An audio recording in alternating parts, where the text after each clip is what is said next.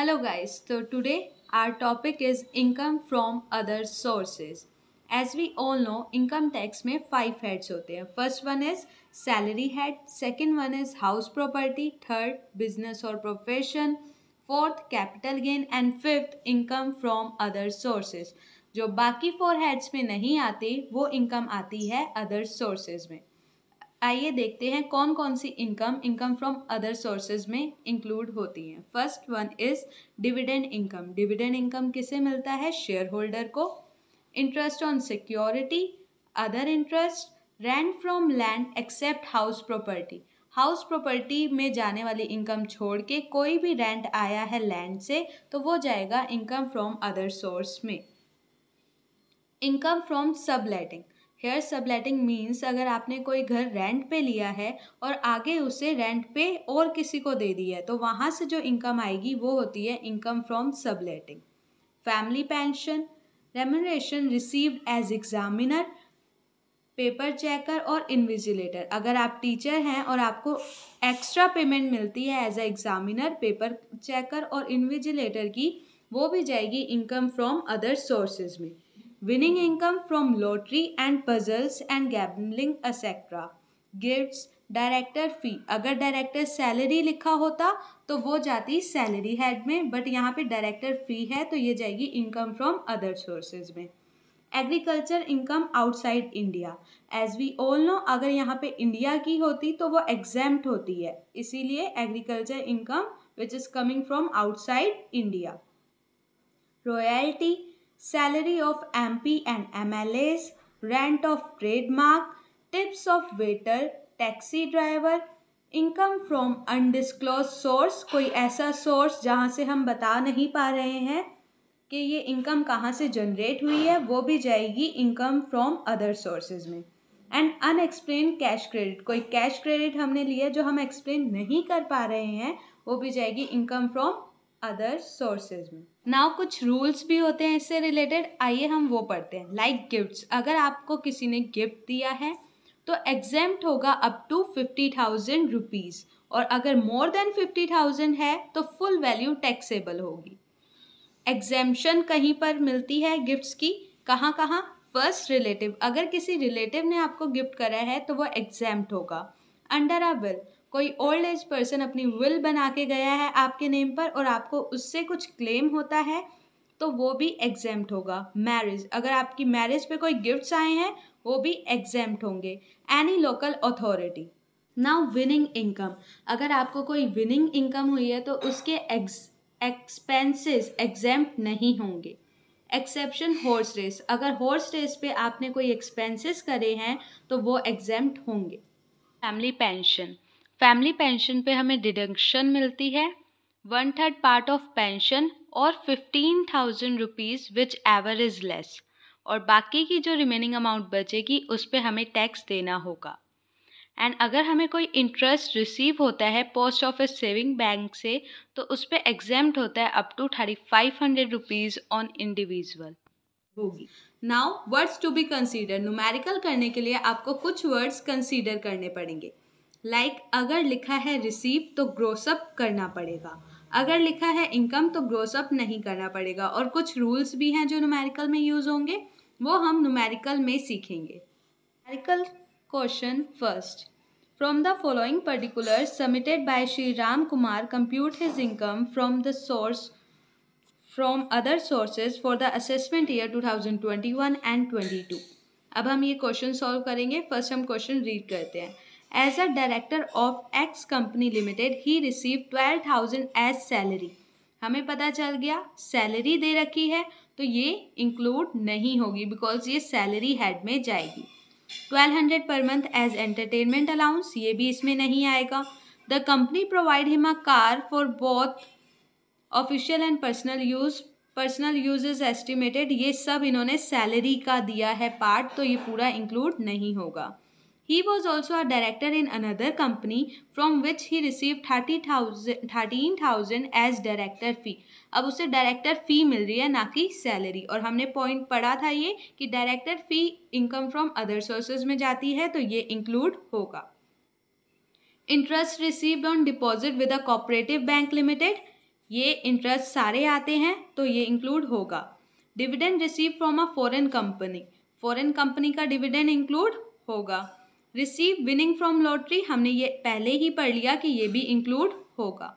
Income from agriculture in England 78,000, England की है, अगर इंडिया की होती तो एग्जेम्प्ट होती, लेकिन एग्रीकल्चर इन इंग्लैंड है तो इंक्लूड होगी। Honorarium for delivering lectures in a registered society 1200, ये भी आएगा। Computation of income from other sources for the assessment year 2021 and 22। First हमने डायरेक्टर फी ली 13,000 एज हमें क्वेश्चन में दे रखी थी। Interest receive on deposit with cooperative bank 2,000, dividend from foreign company 6,000, winning from lottery 35,000। अब हमें पता है विनिंग फ्रॉम लॉटरी में हम क्या करते हैं, ग्रोस अप करते हैं। अब ग्रोस अप कैसे करते हैं वो सीखेंगे। इसमें टीडीएस करता है 30%, टीडीएस करता है 30%। तो जो हमें क्वेश्चन में अमाउंट दे रखी है वो ये कट करके दे रखी है। क्वेश्चन में अमाउंट दे रखी है 24,500। अब ये 24,500 70% के इक्वल है और हमें 100% निकालना है। इसी को कहते हैं ग्रोस अप करना, मतलब टोटल करना। तो हमारी वैल्यू आ गई 35,000 rupees.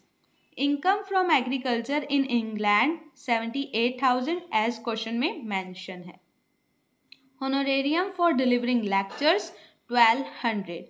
Now income from other sources, इन सब को ऐड करा तो हमारा आंसर आया 1,35,200। क्वेश्चन नंबर 2 करने से पहले हम पढ़ेंगे interest on security. Interest on security, security 2 type की होती हैं, government securities and non government securities. Government security में भी 2 वर्ड आएंगे, टैक्स फ्री और टैक्स पेड। जहाँ पे टैक्स फ्री आएगा वो फुली एग्जेम्प्ट होगा, हमें वहाँ पे निल वैल्यू लेनी है। टैक्स पेड हमें ग्रोस अप करने की नीड नहीं पड़ेगी। अगर नॉन गवर्नमेंट सिक्योरिटीज़ हैं उसमें टैक्स फ्री और टैक्स पेड है तो टैक्स फ्री में ग्रोस अप होगा और टैक्स पेड में सेम वर्ड, अगर रिसीव दिया है तो ग्रोस अप होगा, अगर इनकम दी है तो ग्रोस अप नहीं होगा। Now question number 2, Shri Swami Prasad furnishes the following particulars of his income from the previous year ending 31st March 2020। हम लेटेस्ट रूल पढ़ रहे हैं यहाँ पे। Dividend from a T company 2500, gross 60% of the income of the company is agriculture income. हमें पता है agriculture income exempt होती है तो हम इसका ओनली 40% ही लेंगे क्योंकि 60% तो एग्रीकल्चर इनकम है, हम इसका 40% ले लेंगे। Dividend from a T company. Second, amount won from a horse race, ये इंक्लूड होगा। विनिंग फ्रॉम लॉटरी, ये इंक्लूड होगा। Interest received on deposit with a firm 5400, यहाँ पे वर्ड दिया है आपको रिसीव, तो यहाँ पे हमें क्या करना पड़ेगा, gross up.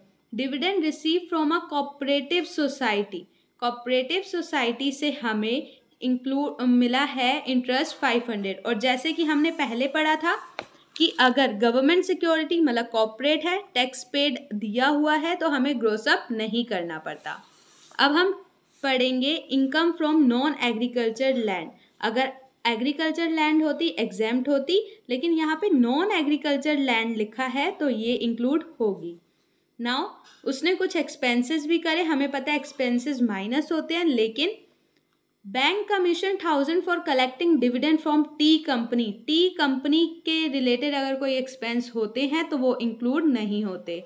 Interest on loan is to be taken to purchase shares in a T company 800 and expenses incurred for purchasing lottery ticket is 2000। Lottery tickets के भी एक्सपेंसेस डिडक्ट नहीं होते हैं। और इंटरेस्ट ऑन जो हमने शेयर परचेज करने के लिए इंटरेस्ट लिया, इसमें भी केसेस बनते हैं, अब वो हम क्वेश्चन में देखेंगे। Computation of income from other sources for the assessment year 2021 and 22।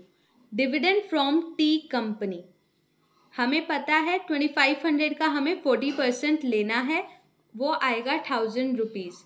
Income from horse race as it is लिख देंगे 2500। Winning from lottery 62,500। Interest from firm, इसका हमें ग्रोस अप करना पड़ेगा, हमें पता है TDS 10% करता है, मीन्स जो क्वेश्चन में वैल्यू दी है वो 90% की दी है और हमें 100% की निकालनी है। तो आंसर आएगा हमारा 6000। Dividend receive from cooperative 500, income from non agriculture land 1500, तो टोटल हमारा आ गया 74,000। लेस करेंगे एक्सपेंसेस ऑफ डिविडेंड। अगर हम मनी बोरो करके इन्वेस्टमेंट करते हैं तो उस पर 20% एक्सपेंसेस मानते हैं। तो 1000 के हमने डिबेंचर्स लिए थे तो उसका 20% 200 डिडक्ट हो जाएगा। 74,000 टोटल है, उसमें से 200 डिडक्ट होगा तो आंसर आ जाएगा 73,800 taxable income from other sources.